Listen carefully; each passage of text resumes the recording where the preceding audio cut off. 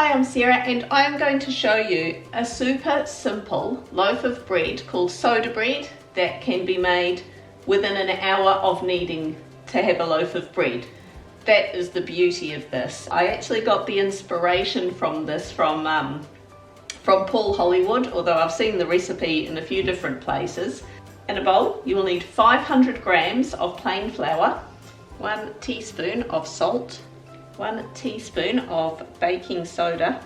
Just going to mix those together lightly so the salt and the baking soda are all nicely distributed in the flour.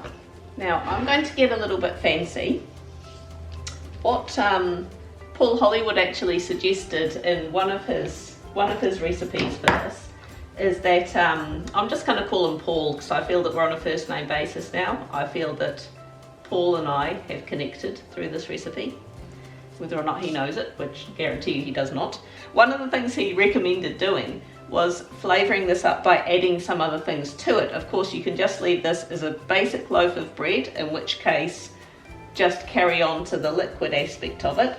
I am going to chop up some spring onion because we've got some spring onions in our veggie patch to use up. He actually recommended caramelised onion and Parmesan cheese, which sounds super yummy. I'm just going to grate up some Colby cheese because it's cheaper. Don't ask me how much cheese would work. I'm making this up as I go along. I've probably got about a half cup if it was packed. I'm going to mix that up and then I'm going to add in the original recipe. Calls for 400 mils of buttermilk. Now, I don't have buttermilk. I don't know about you, but that's not something I normally have in my pantry. One of the things you can directly substitute is Greek yogurt. I actually did try making this with Greek yogurt and it just came out a bit dense.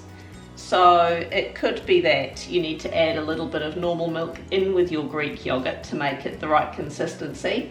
But the thing I had success with was putting, for every cup of buttermilk, substitute a cup of standard or blue top milk with 1 teaspoon of either lemon juice or vinegar. I just used white vinegar, but you can use malt or apple cider vinegar.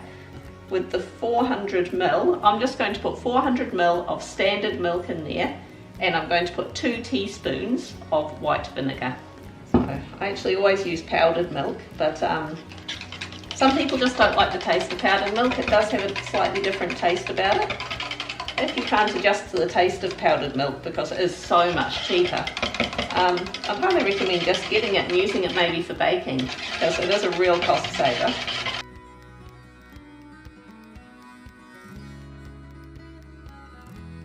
Add that into our dry ingredients. And just slowly bring that all together.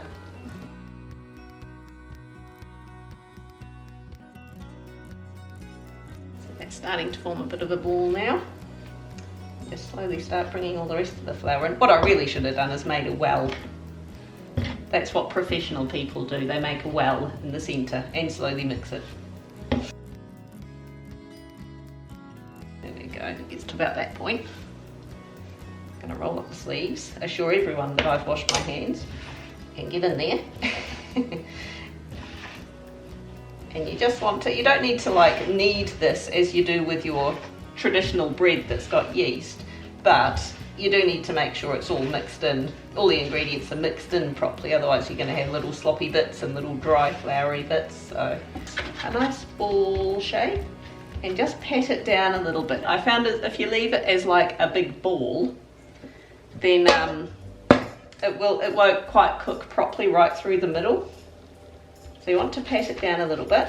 Mr. Hollywood chops it into 4 pieces, but I find the number of pieces you chop it into, that's what's easier to break it as.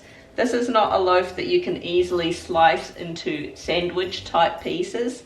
It's easier just to sort of break pieces off, a bit like pull apart style, I suppose. And you could slice those bits in half, so it's like a little bread roll you end up with each. Cut this into about 6 slices And you want to cut it all the way down so that your knife actually touches the bottom of the baking tray. So chop it all the way down. You don't have to separate the pieces, just, there we go. Beautiful. Then that's ready to go straight in the oven. After I've done something naughty and put cheese on. I hate that cheese is so expensive at the moment. I am actually reducing my cheese consumption lately. But yeah, I love grating cheese on stuff. Cheese is life. Of course you don't have to do that. I'm just going to pop this into a preheated oven. You want to bake it at 200 degrees Celsius for 30 to 35 minutes. Look at how gorgeous that looks. So,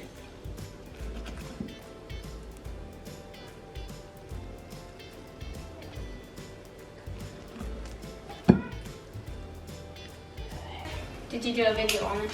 I did. It smells good. I mean, it does smell more sort of like your little muffin things that we had with soup. Oh, like the dinner rolls or something. Yeah. Go on. Give us your opinion. That is yummy. How yummy is it? It tastes like when I melt cheese and spring onions over a piece of fresh baked bread. Mmm. It's nice. It's not like your traditional piece of bread though. I won't say it's quite scone-like.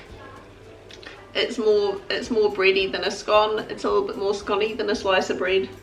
Would that describe it? The cheese and onion through it actually works. Actually works really, really well. I actually reckon Paul Hollywood is onto something with his parmesan. I think parmesan in there would, yum, that'd give a really nice tang. Of course, that ain't the cheapest, but the spring onions are really nice. And Olivia actually just suggested garlic. I think garlic would work really nice in this. You can cut it in half, you can put stuff in it, whatever. Have a go at making this, and somehow my daughter will appear right next to you just like this. It just sort of happens. We'll catch you next week. Bye. I'm gonna say bye. Bye. Bye. Have some more.